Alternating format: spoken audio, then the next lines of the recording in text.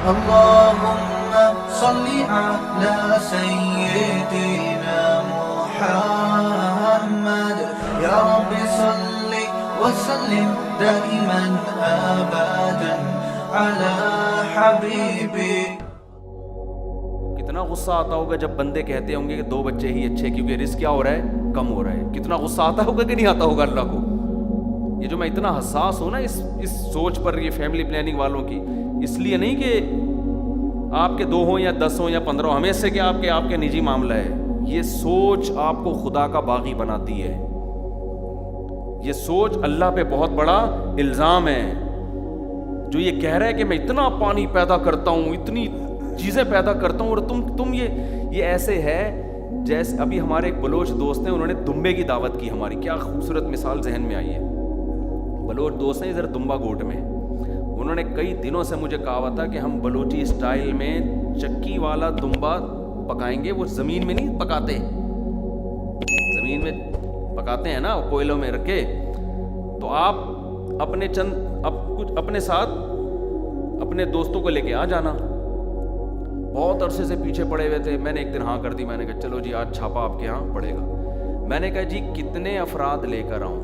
نہیں سوری, میں نے ان سے کہا کہ جی میرے ساتھ 6 آدمی ہیں تو برداشت ہو جائیں گے, مطلب یہ کہ زیادہ تو نہیں ہے. تو انہوں نے بڑی بات کہی, مجھے ان کا اسٹائل بڑا اچھا لگا. انہوں نے کہا مفتی صاحب ہم بلوچ ہیں, ہم سے یہ نہیں پوچھا جاتا کتنے افراد لائیں, ہم کو یہ بتایا جاتا ہے کہ اتنے لا رہا ہوں. اسٹائل دیکھو. کہنے لگے ہم بلوچ ہیں, ہم سے یہ نہیں پوچھا جاتا کہ کتنے افراد لاؤں, ہمیں بتایا جاتا ہے کہ 6 لا رہا ہوں, 600 لا رہا ہوں, 6000 لا رہا ہوں. اطلاع دی جاتی ہے, پوچھا نہیں جاتا. یہ تھوڑی کہ ہم بتائیں گے 6 لائیں 7واں نہیں ہونا چاہیے, 10 لائیں 11واں نہیں ہونا چاہیے. مجھے ان کا اسٹائل بڑا اچھا لگا. میں نے کہا یار خاندانی اسٹائل ہے, میں بتا دو جتنے لانے. یہ نہیں جب دعوت کہتے ہیں جب ہاتھی کوئی پالتا ہے تو گھر کا دروازہ بڑا ہے. ان کا خیال یہ ہے مفتی صاحب کو دعوت دے رہے ہیں تو ان کی پیچھے تو پوری فوج ہے, 14 تو اپنے ہیں ان کے.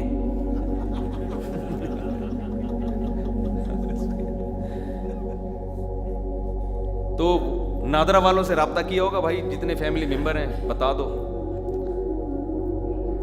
تو اللہ بھی یہی کہتا ہے. دیکھو ایک میزبان کیا کرتا ہے کہ آپ جتنے بھی افراد لا رہے ہو وہ 4-5 آدمیوں کا زیادہ رکھتا ہے کہ نہیں رکھتا, کہ یار ہو سکتا ہے کوئی ان میں ایسا بھی ہو جو 6 آدمیوں کا کھاتا ہو اکیلا بیٹھ کے.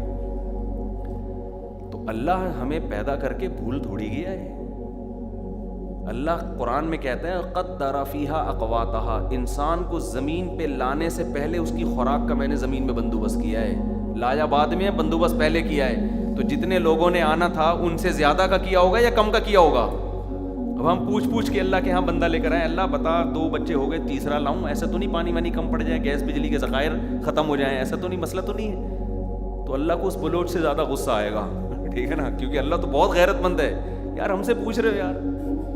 اللہ کہتا ہے برساتی مینڈکوں کی طرح لائن لگا دو, میرے خزانوں میں کمی ہونے والی نہیں ہے. خزانوں میں کمی, رزق کی کوئی تنگی نہیں ہونے والی. یداہ مبسوطتان, میرے دونوں ہاتھ کھلے ہوئے. تبھی جن کے بچے زیادہ ہیں اکثر خوشحال نظر آئیں گے آپ کو, اکثر خوشحال نظر آئیں گے. اور یہ یونائٹڈ نیشن کے تانے ہمیں نہ دیا کرو کہ مفتی صاحب کو یونائٹڈ نیشن کا نہیں پتا.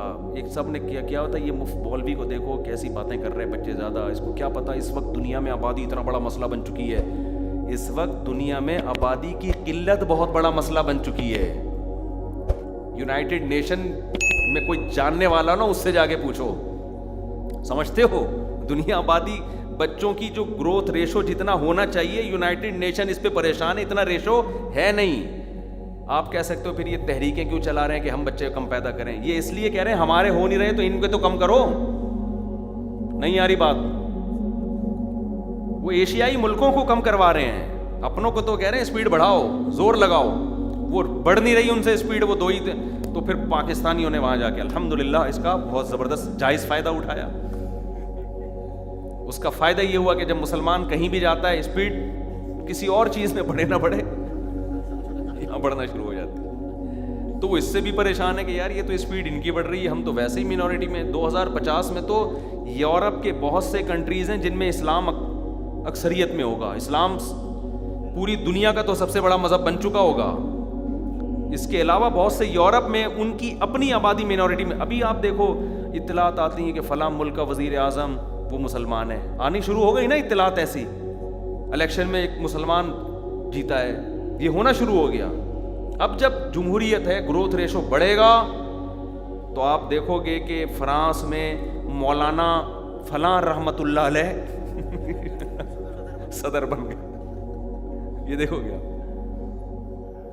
और जनाब जापान में कोई अच्छा सा नाम बताओ यार जो जापानियों पे सूट भी आ रहा हो। जापान में सुबुक्तगीन साहब जापान के सदर बन चुके हैं। ये होगा ऐसे, रोक ही नहीं सकते आप, क्योंकि जैपनीज के एक बच्चा तो आप वहाँ हमारे अफगानी जा रहे हैं, हमारे पश्तून जा रहे हैं, क्योंकि वो बहुत बड़े ताजिर हैं, गाड़ियों का कितना बड़ा कारोबार है हमारे कोयटा के ताजरों का। मुझसे तो कोयटा के ताजर मिलते हैं आके, मुझे बताते हैं कि एक शादी हमने जापान में की हुई है, कोयटा में की हुई है, वहाँ भी स्पीड है, यहाँ भी स्पीड है, बताते हैं। मैं शाबाशी देता हूँ, मैं कहता हूँ एक चाइना में भी करो। 4 का मतलब ही यही है कि 4 मुल्क तो निपटाओ ना यार, 4 मुल्क निपटाओ, तो इसका नतीजा निकलेगा इंशाअल्लाह चाइना में एक दिन वजीर आज़म बनेगा, लोग कहेंगे इसका ताल्लुक कहाँ से है, कोयटा से इसका ताल्लुक कहाँ से है, कोयटा से। और आप देखेंगे चाइना का वजीर आज़म तकरीर से पहले एक निस्वार की डिब्बी निकालेगा। यार क्या है, मजा आएगा कि नहीं आएगा,